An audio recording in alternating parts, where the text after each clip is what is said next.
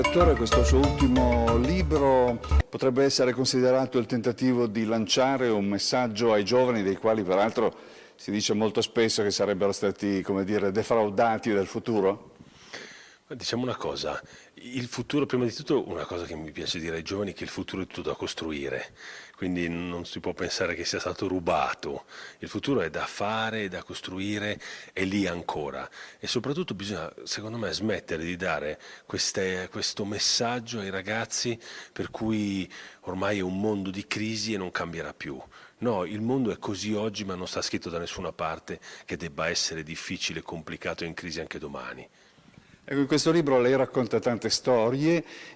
storie italiane, ma a partire da un viaggio che ha fatto in Africa, dove ha trovato forse un lontano passato che ha assunto probabilmente anche, come dire, un significato simbolico in chiave un po' più creativa. Sì, il messaggio che volevo mandare era che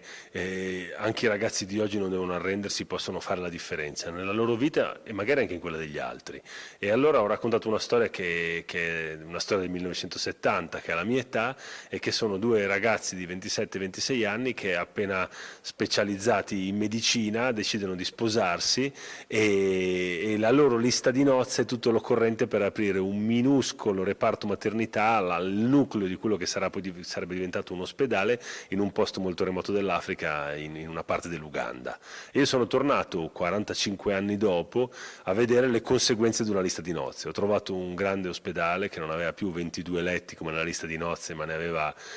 quasi 200, in cui l'anno scorso sono state fatte 10.000 operazioni e sono stati fatti nascere 1.500 bambini. Insomma, in un modo o nell'altro questo futuro si può reinventare, basta soltanto non avere la pretesa di trovare il lavoro sotto casa.